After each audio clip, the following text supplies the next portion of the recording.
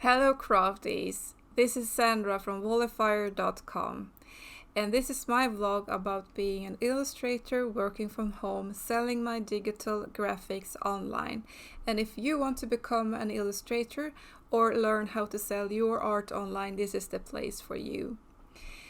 If you like my channel and you find my information helpful, and please subscribe and hit the bell icon so you never miss any of my upcoming vlogs or tutorials or videos. And I have a newsletter so you can sign up for so you never miss anything. You find all the links below in the description. Well, now this vlog is about something that is super close to my heart and so important, and it's about art supplies and animal cruelty free practices, so to speak. As an art historian myself, I have some behind the scenes information or knowledge about what certain kind of colors in their ingredients and how they are made and stuff like that. Many suppliers or manufacturers keep their processes super secret because they have been cooking those pigments and colors for over 100 years and stuff like that. So it's quite of a little secret area of the art world, I say. But as consumers of art supplies, I got a little bit tired of this. And as a business owner myself and an animal lover, I started a project here in my business for, I think it was 4 weeks ago, maybe 6 weeks ago. I thought this process or little project should be super simple, easy project, easy peasy. I will be ready with this in a week. I wasn't. And my project was to eliminate all the art supplies I use in my practices here that are not vegan and not animal cruelty free. And I started to look at all the containers and all the different kind of packages that I have left here at home in my studio, and I was shocked. There was no information at all about animal cruelty free, or if they were vegan, or anything. So I decided to shoot all those my favorite brands that I use, of course, not all because it's a big huge mess here, but my favorite ones that I use often, and just shoot them a message asking if they were vegan and if they were animal cruelty free practices behind creating those products. And I was shocked. I know many of those companies I contacted could not answer me. And I don't know if they knew but didn't know how to approach me, or I don't know. But I didn't get any answers from some of them. And I waited for 2 to 3 weeks for answers from some of them. And I even sent reminders. And finally I got a collection of emails back, so I could just make a selection of what I was going to use here in my business. So it ended up that everything that was a bit shady, a little cloudy, we didn't really know, or this is that, or blah blah blah, I just trashed them. And I ended up with a core selection of products that I will use from now on only, because I will not use anything that they cannot say exactly how they were made, or that they have animal cruelty free procedures in their businesses, and that the pigments included in their products are toxic free and kind to our animal friends, and because that's my standards. And I I don't know why I didn't think of this before, but I'm so happy I did and started this project for myself, because now I have such a relief in my heart going forward. And I hope that you as artists, illustrators and creatives do the same, you know. If more of us contact the customer services and ask the same question, maybe they start to realize that this is an important, very important question for their companies as well. And as I serve many creative businesses that are vegan and of course animal cruelty free as well, I cannot create products that are, you know, animal evil.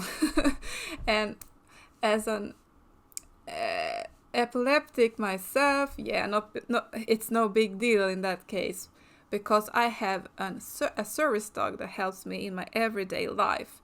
How can I have a animal evil company when I have my savior Odo here, my dog, beside me every day, helping me with, you know, very essential tasks for me to, you know, make my life function.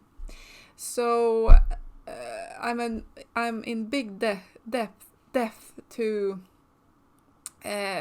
the animals, and yeah, you know, we are all in depth for them, you know, we have to take care of them because they have no voice. So yeah, this is really important to me, and I'm so thrilled or relieved and happy I did it, and I encourage you to do the same. And if you have any question regarding this or my process or how I did it or something like that, I will not speak about brands and stuff like that, because I'm not here to point fingers. But if you have any questions, you know, how to do this process, so to speak, please let me know. You can just shoot me a message down in the comment sections below. And yeah, I think this is what was about it today, crafties. A really good and great week for me. My long project is finally over, and I can exhale, and I can feel proud of a business and our standards. And Odo here, my black lab, is also very happy about this. So yeah, and this is a very important thing. As illustrators, if you are going to be an illustrator or something like that, and you are thinking about art materials, in the stores and stuff like that, they always say to you, if you ask them, if you don't really know, they say you need artist brands of blah blah blah everything. And the artist graded art materials are the worst in animal cruelty and stuff. Yeah, I just saying, because we end it like that, but often they are shady. So the thing is, you don't usually need those, because as an illustrator, you're not creating artworks that will last like fine art for 500 years. They are going to last a short time, because you are going to scan them, digitalize them, and then work on them in your computer or in your devices. So you don't really have to have those mega artist brand graded art materials, which is good both for your economy, and it's good for our friends, animal friends as well. So as many of them includes more animal friendly ingredients, so to speak, but you have to ask them, because not all are like that. So always ask, and if they don't have the ability to answer you, then you move forward to another brand until you get one brand that can tell you what they include and how they how they make the products and everything. You know, in this modern age, I think it's very important that we are open and that we are thinking forward and pushing ourselves to higher standards in both environmental questions, animal cruelty questions, and stuff like that. So yeah, and the collection that I have now is both animal cruelty free and vegan as well.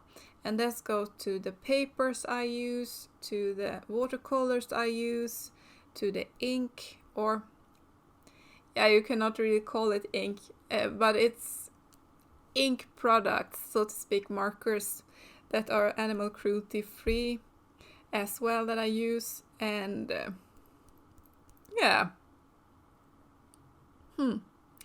so enough about that. Celebrate with me, crafties, and if you're an artist or want to become an artist, give this a thought, because it's an important question for all of us and the world around us. So if you want to subscribe to my newsletter, you get a 20% coupon code. If you do, for my shop, you find a link below in the description. And please subscribe to my channel if you find this information helpful, and please share my channel to an artist friend you think might love this, or creative friend that might like my channel. It would be really helpful. Thank you now, crafties. Have a great day, and we see you soon. Bye bye.